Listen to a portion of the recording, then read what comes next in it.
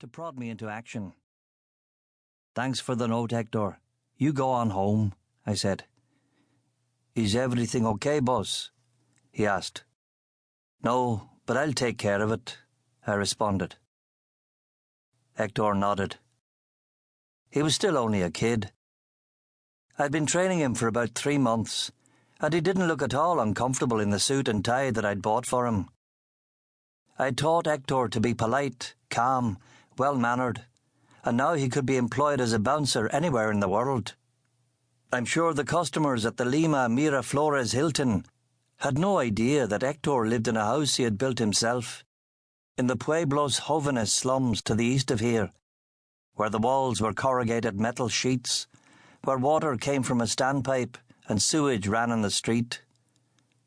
Displaced from his shanty, Hector appeared elegant, poised, and aristocratic.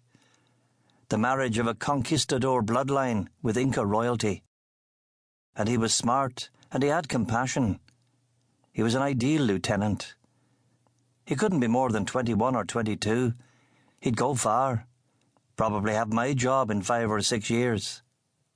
"It seems a bit early for this kind of nonsense," he said, with a resigned shake of the head. He was talking about the contents of the note. "It's either very early or very late," I agreed. "Are you sure you don't want me to deal with it? I don't mind," Hector said, with another look of sympathy. He knew I'd had a rough night of it. A kid from Sweden had taken an overdose, and I'd had to see him to the hospital. Then I kicked some whores out of the lobby, and then we dealt with an elderly American couple who claimed they couldn't breathe in the polluted air and wanted an oxygen machine.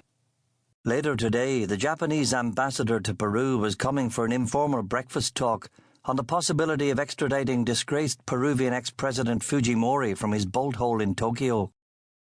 The talks wouldn't go anywhere, but it was good for all parties to be seen looking for a solution. Good for the hotel especially. The ambassador had his own security people, but we didn't need a disturbance wrecking the tranquility of the visit. "No, I'll fix it, Hector. You can go home," I said. Hector nodded, walked back across the street to change into his jeans and T-shirt for the scooter ride to the slums. He'd been on the night shift too, and was bound to be tired. The surfers were doing lazy cutbacks, and the sun was inching over those high, dry mountains that someday I'd go and visit. A blind man had recently climbed Everest, so surely I, a man challenged merely with an artificial foot, could hike the Inca Trail to Machu Picchu. I took a big swig of the coffee and set down the cup. A few schoolgirls had come by to see if the roadies could give them backstage passes to the chiefs. The roadies had none to give away, but they chatted up the girls anyway.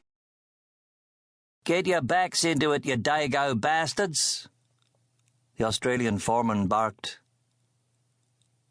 Without the note drawing me away to business, I might have gone over and smacked that bugger for spoiling my meditations.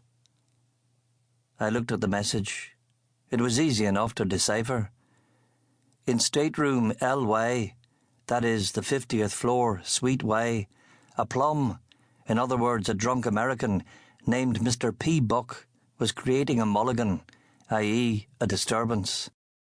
The codes had been established by the previous head of security at the Miraflores Hilton, an avid golfer. At some point, I was going to drop the references to mulligans, eagles, birdies and the like, but I'd only been here for a few months, and there were other, more pressing priorities.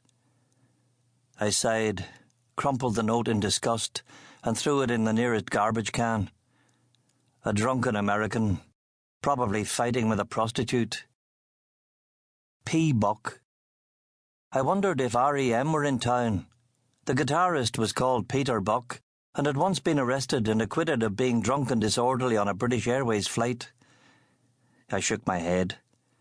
If an American rock star had been staying at my hotel, I would have known about it before now. Still, Peter Buck was one of my heroes, and I crossed the street with a heightened level of expectation. The hotel was new, tall, gleaming with glass and curved stainless steel, like something Frank Gehry might have come up with on a bad day.